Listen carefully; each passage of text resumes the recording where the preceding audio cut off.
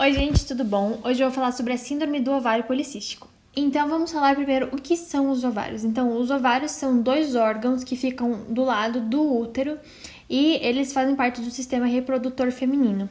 As principais funções deles são a reprodução, ou seja, a ovulação todo mês, e também a produção de hormônios, como por exemplo progesterona e o estrogênio. A gente tem que diferenciar primeiro a síndrome do ovário policístico com a presença de cistos no ovário.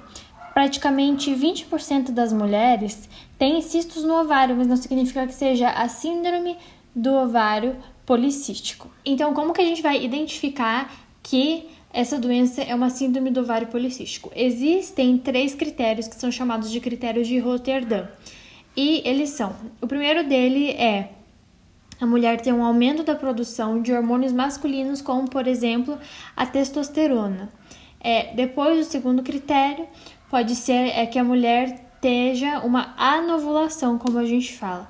Ou seja, ela vai ter alterações do ciclo menstrual. Ela pode não menstruar ou ter uma menstruação irregular. E por último, o último critério seria quando a mulher tem a presença, então, dos cistos no ovário. Então, a síndrome do ovário policístico não vai ser só a presença de cistos no ovário. Como acontece essa enfermidade? Então, o principal fator é que existe um aumento, então, como a gente falou, dos hormônios masculinos na mulher. Então, o que acontece? Esses hormônios masculinos vão fazer com que haja uma alteração na produção dos folículos que vão formar os óvulos e vão levar à ovulação. Então, a mulher vai ter então uma alteração do ciclo menstrual dela se ela não ovula. Também existe uma alteração em relação aos hormônios masculinos, porque o que acontece? A gente pode pensar, por exemplo, os homens têm mais pelos que as mulheres em regiões diferentes. Então, essa mulher ela vai ter um aumento dos pelos, por exemplo, no rosto, na região onde os homens têm a barba, pode ser também aqui na barriga, pode ser nas coxas também um aumento de pelo, e também pode se relacionar a um aumento de acne, um aumento de espinhas e oleosidade da pele. Os principais sintomas dessa enfermidade, como a gente já falou antes, vão ser a alteração da menstruação, ou seja, a mulher pode não menstruar ou ter uma menstruação irregular, ela vai ter um aumento de acne, uma pele mais oleosa, ela vai ter um aumento de pelos nas regiões que eu já falei, ela pode ter também um aumento de peso e pode se relacionar. É uma coisa importante também que a mulher pode ter uma dificuldade para engravidar, porque ela não vai ovular, então ela não vai conseguir engravidar. Existem alguns fatores que são predisponentes para a síndrome do ovário policístico. Então, quais são?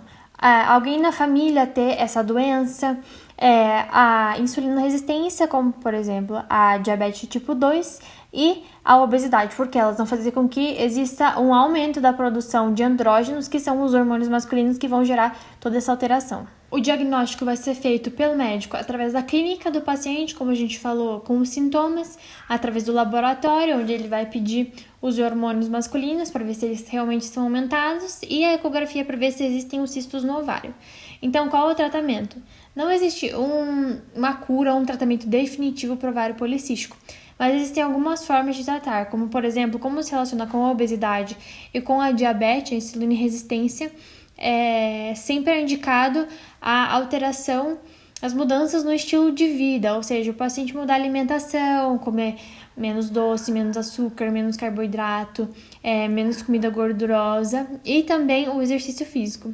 Outro tratamento que é bastante eficaz para mulheres que não querem engravidar são os anticoncepcionais. E, por exemplo, para mulheres que querem engravidar, vai ser feita uma estimulação da ovulação para que essa mulher consiga engravidar. E geralmente, em torno de 50% dessas mulheres com esse tratamento conseguem engravidar. Então, esse foi o básico sobre a síndrome do ovário policístico, que na verdade é uma enfermidade muito mais profunda e que a gente tem que saber muito mais coisas sobre ela. Mas esse é o básico e eu espero que vocês tenham gostado. E lembrem-se que se vocês tiverem esses sintomas e que se vocês suspeitarem que tem essa enfermidade, sempre busquem um médico, mais especificamente uma ginecologista.